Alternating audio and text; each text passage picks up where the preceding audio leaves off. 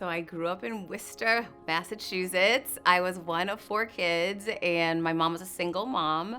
And I started working, I was like 9 or 10 when I got my first paper route. Then I started bussing tables at diners, then waiting tables at real restaurants, then bartending. I became the top seller at the Gallo Winery in Massachusetts. Then I got promoted and became the youngest brand manager, and I was sexually harassed. I did not have a lot of confidence back then, and all I was focused on was making money. So I quit and went to an event and was chatting people up and met this guy who owned a radio station, and he said, "You gotta work for me." And I'm like, "You can't afford me." Turns out the guy's worth hundreds of millions of dollars. I had no idea. I should have asked for $1 million deal. And went to work for him, became his top seller the first year I worked for him. And then my boyfriend cheated on me, the one I thought I was gonna marry. Footnote, thank God I didn't. I went to work like a disaster, and my boss says, "What happened to my all-star?" And I said, "I've been cheated on, I'm devastated, my life is over." And he says, "Then do you wanna get on a plane with me? You can't ask where you're going, but you're only going to become a very rich young lady. I'm gonna make you so wealthy, you're not gonna be able to believe it." And I said, "Sign me up." So I jumped on a plane with him, had no idea where I was moving to, and he dropped me off in Saginaw, Michigan. So I was living literally in the cornfields. There's dead deer in the back of all the trucks. It was such a culture shock to me. However, I just put my nose to the grindstone. I was promoted 3 times. I became the chief revenue officer, and company was performing really, really well. I was named one of the most influential women in radio, and then within 3 weeks, I was fired when the CEO I had worked for 14 years became ill, and he elevated his daughter to replace him. Even though I was such a top producer at that company, even though we did so incredibly well and I won all these awards and delivered on all the budgets, I always knew that woman didn't want me there. It was clear to me, I felt it, right? But I would just turn a blind eye to it. I'm just gonna ignore it because I have this paycheck. And at that same time, I was pitching myself every quarter to be appointed to the board of directors, which I definitely warranted a spot on. I should have been appointed to, and I was constantly given the runaround. Today, I am on the board of directors of a company called HealthLink, ironically headquartered in Naples. I am the only woman, and I will tell you, when I walk into the boardroom, they go crazy.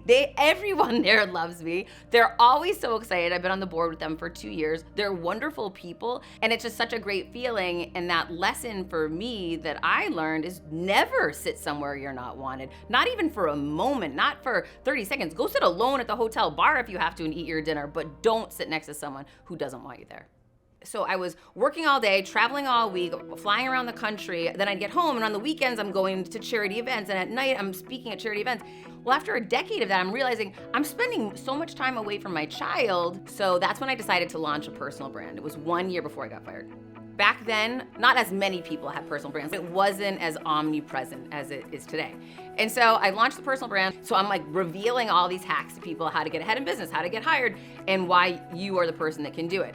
And so when I did that, the GC and the CFO at the time contacted me immediately and said, "Shut that down." They just basically said, "We're just telling you it's gonna get ugly if you don't shut this down. We don't like how this looks. It's very confusing to people. It looks like you're trying to be bigger than the company. We want you to be smaller and keep the company small." And so I declined that offer and opportunity that they gave me. I said, "Appreciate your concern. I'm not doing anything to harm people. I'm trying to help people. That's the whole reason why I'm doing it." You get to a point in life, you're like, enough is enough. I've had enough. I want to show up as the best version of myself instead of just exist. I was giving a speech in Books and Books Miami about my first book, and a woman stayed after, and she said, "You're a really good speaker. You should give a TEDx talk." And I said, "Listen, sister, I've applied to 100 TEDx opportunities, and I'm denied every time." And she said, "Do you know that the people who host TEDx are volunteers?" I said, "No, I didn't." She said, "Are you catering to them and helping them solve their problem, which is selling tickets for the event?" And I said, "Oh no, I'm just telling them what a great speaker I am and how I'm gonna bring so much value." She said, "Yeah, no, change your approach." So I changed my approach, and immediately I landed my TEDx talk. So all my speaker agents wanted it around business and my experience in the C-suite. And so a month before my TEDx talk, which was in Boca Raton, Florida in 2019, they called me and they said, "We think you can go deeper. We think this is really surface and that there's more to you beneath this. We want you to push the envelope. Come back to us with a new talk." When I tell you I prepped and primed my brain for this thing, like I went all in. Every night, all I did was watch the most successful TEDx talks to see how did they go viral, like what was it, powerful or interesting or different, and how could I incorporate that. I hired a speaker coach so that I could get up and do the speech and get feedback from her. She was amazing. So I invested in myself. I put so much money and man hours into this, not knowing what the end result will be. However, I did know this. It would live on for infamy. So you don't want to blow it. That's the one thing, right? And so I was the first speaker, and they had me mic'd up. I grabbed a bottle of lavender, I put it down, I closed my eyes, and I said, if you don't walk out there, you're never gonna forgive yourself. If you go out there and blow it, I'm gonna be so proud of you. Something greater than me got me out into that circle, and probably a ridiculous amount of practice I had put in and priming I had put in, that drove me through the first 60 seconds of that speech. I don't remember any of it. And then I come to, and then I'm alive, and then the speech gets really good, and it was done. My mom was juggling 4 children, so she instilled in my sister and myself this idea that you have to do it yourself mentality. So I had this very clear vision that I have to be the one to take care of myself. I have to be an overachiever. I just have been outworking people since I was 9 and 10 years old, when I started the paper route. If there was any way to talk to my 7-year-old self, I would say, listen to the one voice and opinion that counts, and it will always be yours. That answer will always be from within you. Do not give it to the power to everybody outside of you, which I did for so much of my life.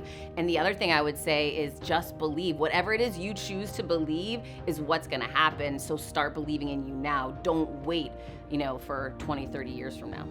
I used to be big into this, my 1-year, 5-year, and 10-year plan. I don't live like that anymore. Now I live like there's so much possibility out there. I'm gonna continue to create content. I'm gonna continue to do things that I believe make a difference and help people in the world. And I'm gonna continue to step into the unknown. I'm gonna continue to step into fear. And I'm gonna continue to show up as that best version of myself, knowing that the more I turn up and dial up my light, the more brightness it brings to the world and the more possibility it can to ignite somebody else's. So that's what I know I'll be doing. I don't know exactly what that will look like, but I can't wait to find out.